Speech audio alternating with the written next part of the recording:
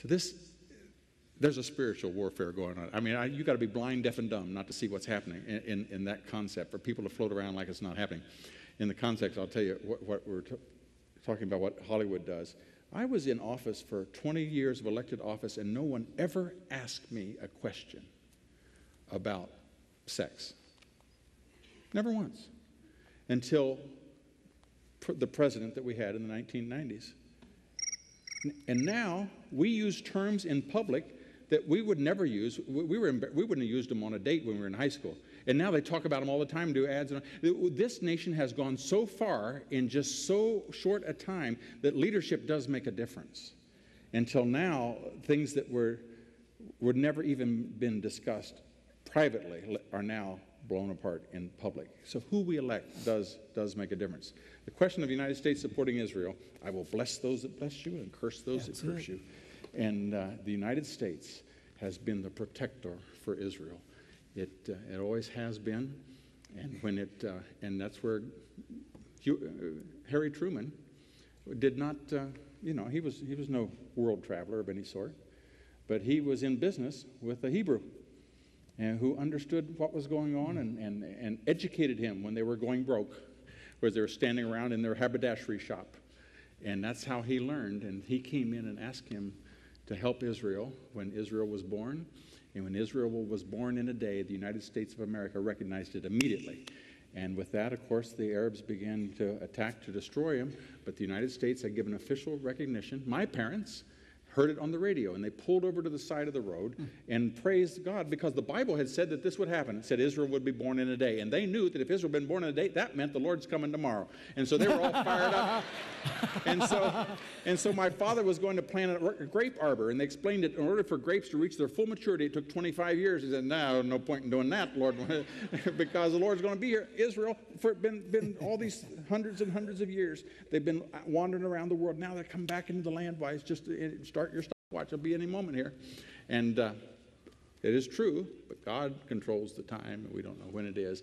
And the United States, Israel would disappear tomorrow if it weren't for the United States of America. And here's the tremendous thing regarding Genesis 12, what he was quoting. We need to stand on the side of Israel, lest we perish as a nation. You think about what your question was regarding our government's decision-making towards Israel. When you go, and many of us will next month, we'll be heading off to Israel. We'll be going to a facility that this church is no stranger to going to. And when we're there, you'll see the blessings of America upon Israel. And we want to make sure that we elect people who have Israel's interest. I shared with you in the last election that it's against federal law for me to tell you who to vote for. But I did tell you, in no uncertain terms, to make sure you cast your vote for those who have historically voted for the defense of marriage, the protection of the unborn, and the defense of Israel. Those three things, you vote according to those things, along those lines, and I think God will take care of you. When the United States of America sells defense technology, they maintain control of it. It's for their use only, and they're not allowed to resell it.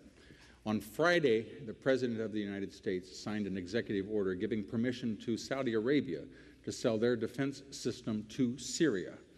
The question would be, who is going to attack Syria? Oh. The only person would be attacking them. If they attacked Israel, then they might respond.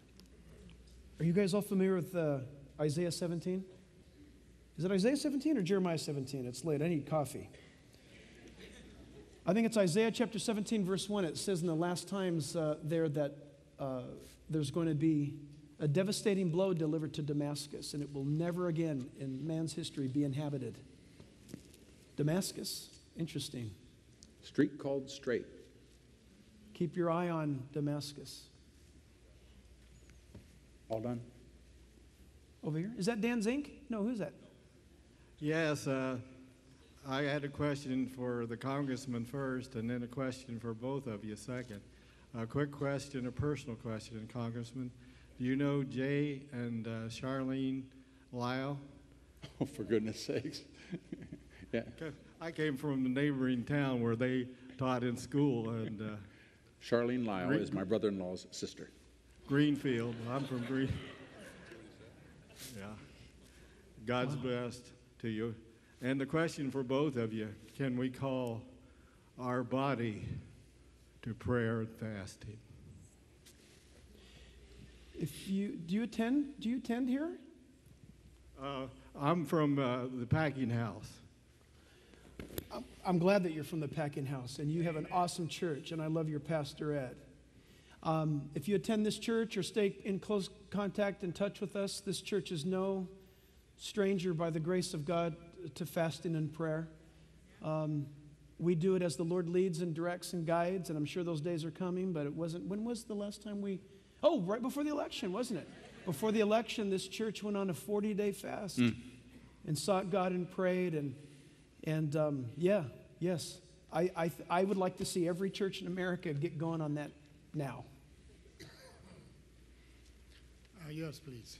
On the surface, United States helps Israel, but behind the closed doors, USA twists Israel's arm to give up the land. What do you know about this? I know that it's stupid.